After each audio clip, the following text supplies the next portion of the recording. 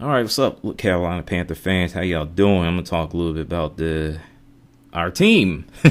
They're 6-7, but let me get to the Tampa Bay Buccaneers right now. 24-17, the final score.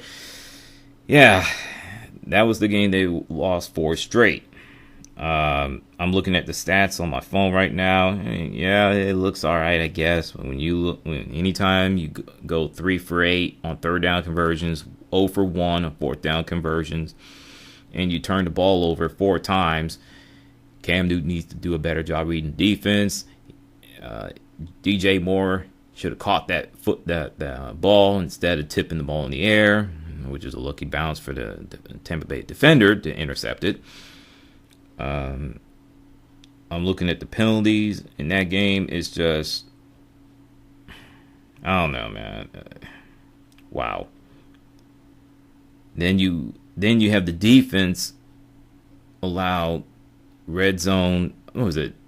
5 red zone opportunities for the Tampa Bay Buccaneers offense. They scored 3, while Carolina's offense only made 3 trips to the red zone, only scored 2.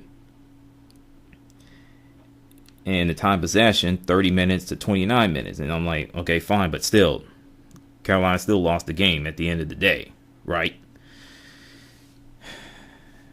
So, and the thing that was telling that Cam Newton was pulled out one play, and that was the final play of the game, and trying to get into the end zone, trying to tie the game up. And they used a backup quarterback because he could throw the ball deep into the end zone.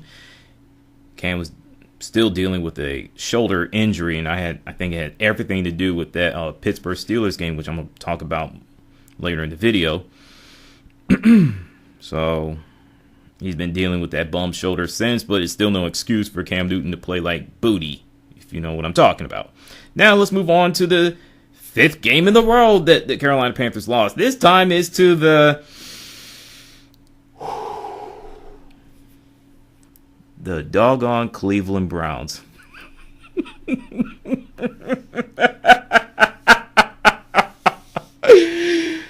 Oh, the Cleveland Browns. Oh, my goodness, Carolina. You just lost 5 games in a row. My goodness. I mean, they won the turnover battle. Let's see.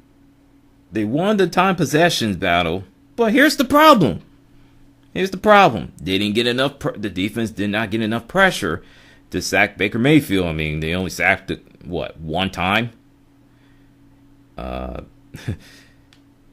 Carolina Panthers offense only scored twice in the red zone in 5 attempts. 5. That's pitiful. Almost had 400 total yards, but that I don't care about that. You still not getting the job done, and it goes back to not only that particular game, but in not Cleveland, but also what was that game? Tampa Bay game. I mean, just missed opportunities, self-inflicted penalties. That is killing this team. I mean, Carolina Panthers used to be disciplined. Now they're just finding ways to lose games. And it's sad. Really sad. And you got a lot of Panther fans out there want Ron Rivera to be gone. Period. But I have to say this. Memo to the Carolina Panther fan base. If this team gets rid of Ron Rivera, I have a feeling they're going to get rid of North Turner too. Well, North Turner, he's pulling the same crap as Mike Shula. At times he is. The play calling, it does remind me too much of Mike Shula, to the point I'm just like, really, North Turner? Really? And I had a feeling that ever since that New York Giants football game, which Carolina barely won, thanks to Graham Cano's 63-yarder game-winning field goal, the play calling by North Turner has been average. At times it's been good, and at times it's just been bad. It's just, really? And let me go back to one game that started it all. That damn Pittsburgh Steelers on November 8th, last month, ever since that game, the Carolina Panthers have fallen off the damn cliff. I can't believe that one game can just send them to the tailspin. And you want to know something else, ladies and gentlemen, boys and girls, and the Carolina Panther fan base? Despite all the struggles that they're going through, most of it's self-inflicted, they're still in the thick of things in the playoff picture, the NFC playoffs. That's crazy. They're 6-7.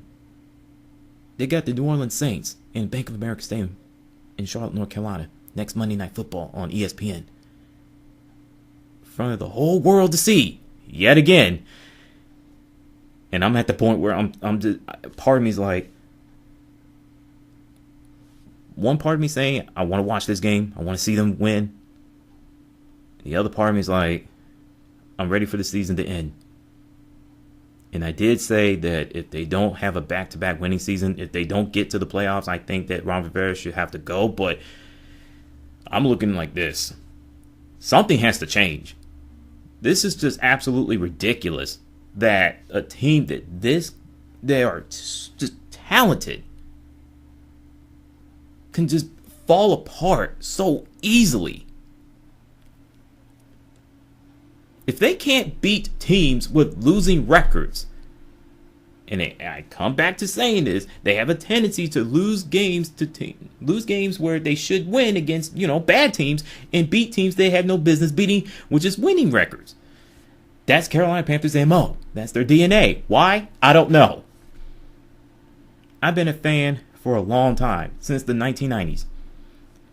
Mid-1990s, excuse me. And I've never been disappointed like I am with the 2018 Carolina Panthers so far.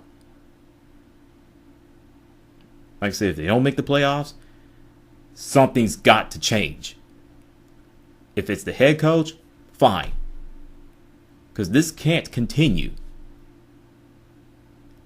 Ron Rivera's been with that team as the head coach for 8 years. Next year, go to 9. And you only made the playoffs, 3, 4 times or something like that? Is it just me? It's starting to look like the mid 2000s of Chicago Bears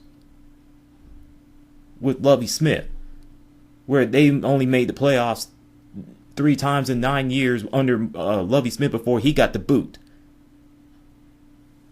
It's crazy, man. What are your thoughts of the Carolina Panthers 5-game losing streak, Carolina Panther fans? What do you think? I'm out. Sorry for making this 8 minutes long.